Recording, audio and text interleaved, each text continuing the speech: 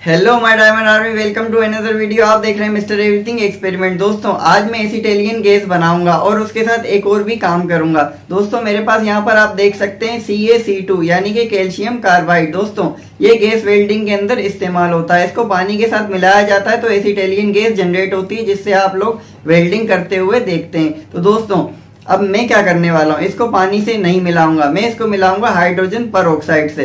दोस्तों hydrogen peroxide कहाँ इस्तेमाल होती है भाई? ये क्लीनिंग में इस्तेमाल होती है, स्किन के इन्फेक्शन में इस्तेमाल होती है और बहुत सारी मेडिसिन में इस्तेमाल होती है। इसके अलावा गारमेंट्स फैक्ट्रियों में भी ये इस्तेमाल होती है। तो दोस्तों अब जब हाइड्रोजन परऑक्साइड को मैं कैल्शियम कार्बाइड से मिलाऊंगा दोस्तों तो एसिटिलियन बनेगी। इसके अलावा जो है कैल्शियम हाइड्रोक्साइड भी बनेगा। तो दोस्तों अब चलते हैं छत के ऊपर और हाइड्रोजन परऑक्साइड को मैं इससे मिलाता हूं। मगर दोस्तों इसके अलावा मैं इसमें एक और भी काम करूंगा। वो जो केमिकल मिलाऊंगा उसके बारे में मैं आपको इस वीडियो के एंड में बता दूंगा कि मैंने क्या मिलाया था और वो कहाँ इस्तेमाल होता है। दोस्तों बस इतना जान लें कि वो एक ऑक्सीडाइजर है, यानी कि ऑक्सीजन को क्रिएट करता है। तो दोस्तों हम इसको गैस को बनाएंगे भी, जलाएंगे भी, ये सब कुछ मैं करूंगा छत के ऊपर। भाई ऐसी वीडियोस मैं आप लोगों के लिए लाता रहता हूँ, कुछ नया करता रहता हूँ। एक एक वीडियो बनाने के लिए दोस्तों 36 शूट मुझे बाज़ औक़ात लेने पड़ते हैं, वो भी दो कैमरा से। भाई ऐसे कंटेंट को आप सपोर्ट करें, चैनल को सब्सक्राइब करें। अगर आप पुराने हैं तो भाई दिल से थैंक यू।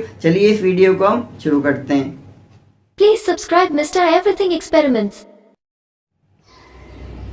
तो गाइस मैं आ गया हूँ छत के ऊपर। भाई इस कटोरे के अंदर हम हाइड्रोजन परऑक्साइड लेते हैं, उसके बाद ये रहा मेरे पास कैल्शियम कार्बाइड, वो इसमें डाल दूंगा। दोस्तों जब इसमें डालूंगा तो एसिटिलियन गैस बनेगी, उसमें हम आग लगा देंगे। उसके बाद ये रहा पोटाशियम परमैंगनेट। दोस्तों ये ऑक्सीडाइजर होता है। जब ये हाइड्रोजन परऑक्साइड से मिलेगा तो ये ऑलरेडी ऑक्सीजन बनाएगा। जब ये ऑक्सीजन बनाएगा तो ऑक्सीजन जब आग के साथ होगी तो दोस्तों शोला उसका ज़्यादा बड़ा हो जाएगा और फिर देखेंगे किस तरीके से आग जलती है, क्योंकि एसिटिलियन जलने वाली गैस है और जब उसको भरपूर तरीके से ऑक्सीजन मिलेगी तो वो बहुत अच्छा जल पाएगा। तो दोस्तों करके देख लेते हैं। मैं सबसे पहले लेता हूँ यहाँ पे हाइड्रोजन परऑक्साइड। तो गाइस ये आप देख सकते हैं ये कटोरे में मैंने हाइड्रोजन परऑक्साइड ले लिए गाइस। और हाइड्रोजन परऑक्साइड के अलावा ये काम पानी से भी हो सकता था, मगर पानी के अंदर पोटाशियम परमैंगनेट जो है वो रिएक्शन नहीं करता, ऑक्सीजन नहीं बनाता। इसलिए मैंने हाइड्रोजन का चुनाव किया कि हाइड्रोजन के अंदर जो है हम इसको यानी कि कैल्शियम कार्बाइड को, ये गाइस आप देख सकते हैं कैल्शियम कार्बाइड है मेरे पास, इसको हम इस कटोरे में डालते हैं दोस्तों और फिर ये जो है एसिटिलियन गैस बनाएगा। तो आप गाइस देखिए,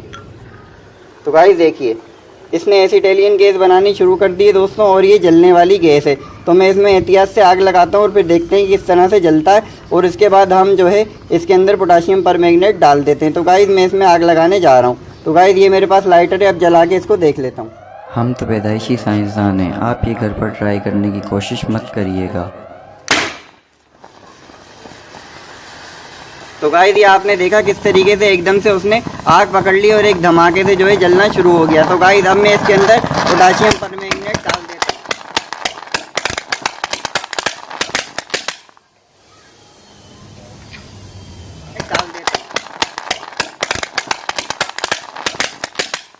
Please subscribe Mr. Everything Experiments.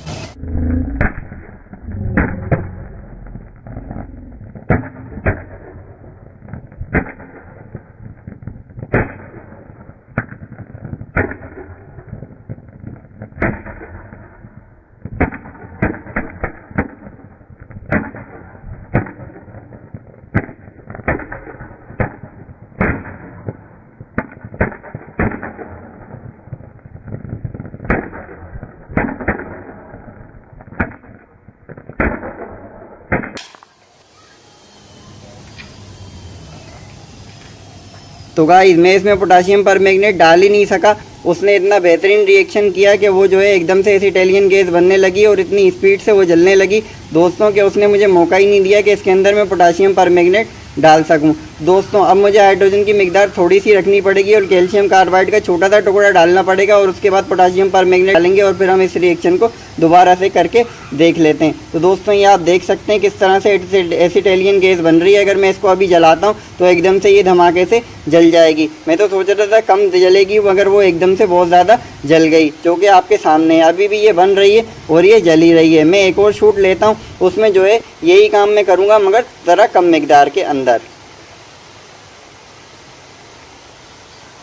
तो गाइस आप ये देख सकते हैं यहाँ पर हाइड्रोजन परऑक्साइड पूरी तरह इसके साथ रिएक्शन कर चुकी है दोस्तों। अब यही मैं ज़रा कम पैमाने पे करूँगा, फिर उसके बाद हम इसके अंदर पोटाशियम परमैंगनेट को डाल देंगे और फिर देखते हैं कि क्या होता है, क्योंकि इस वक्त तो जो है ये एकदम से बहुत ज़्यादा रिएक्शन हो गया था दोस्तों, और वो हम कर नहीं पाए जो हमने करना था।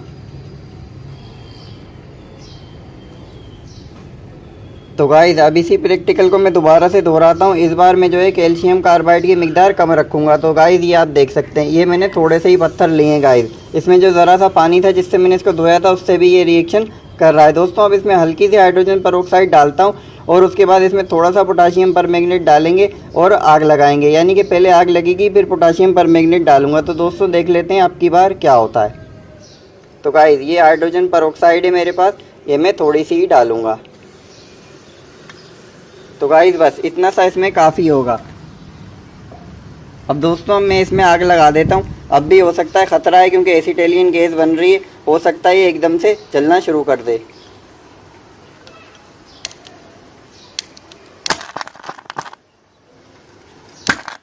तो गाइस ये आप देख रहे हैं किस तरीके से ये धमाके हो रहे हैं, ये मुसलसल जला के नहीं रख पा रहा है इसको।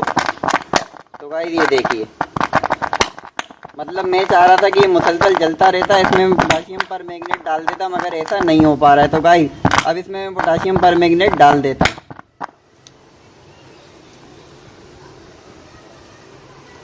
तो गाइस ये देखिए, ये मेरे पास पोटाशियम परमैंगनेट है। अब इसमें एक बार और मैं इसमें लगाता हूँ आग और फिर मैं इसको डाल के देख लेता हूँ।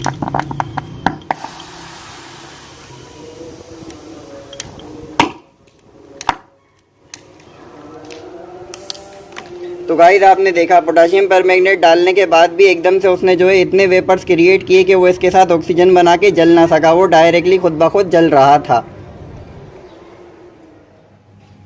तो गाइस उम्मीद करता हूँ इस एक्सपेरिमेंट से आपने कुछ नया सीखा और समझा ज़रूर होगा। दोस्तों पोटाशियम परमैंगनेट KMnO4 जिसका फॉर्मूला होता है, इसको एक ऑक्सीडाइजर कहते हैं। और दोस्तों ये जो है वीट प्रोसेस में वॉशिंग में इस्तेमाल होता है, यानी कि गारमेंट को वॉश करने के लिए इस्तेमाल होता है, उनका शेड गिराने के लिए। इसके अलावा बहुत सारी मेडिसिन कंपनियां भी इसको इस्तेमाल करती हैं। इसके अलावा दोस्तों जो कैल्शियम कार्बाइड है ये जो है प्लास्टिक बनाने में भी इस्तेमाल होता है, यानी कि प्लास्टिक की मसनूआत को मैन्युफैक्चर करने में भी इस्तेमाल होता है। तो दोस्तों आपने देखा किस तरह से उसमें आग लग गई, और जब मैंने उसके अंदर ऑक्सीडाइजर शामिल किया यानी कि पोटाशियम परमैंगनेट, तो दोस्तों उसने वाटर वेपर इतने ज़्यादा बना दिए कि वो जो आग जल भी रही थी वो भी बुझ गई, क्योंकि मैंने कम क्वान्टिटी में दोनों चीज़ें ली थी, हाइड्रोजन परऑक्साइड और कैल्शियम कार्बाइड। इस वजह से दोस्तों आग उसमें कम लगी, और जब पोटाशियम परमैंगनेट गया तो उसने बिल्कुल ही वाटर वेपर्स की वजह से बुझा दी, जबकि वो ऑक्सीजन बना रहा था। आग को चाहिए था कि वो भड़क जाती, मगर ऐसा नहीं हुआ। मगर जो पिछला एक्सपेरिमेंट था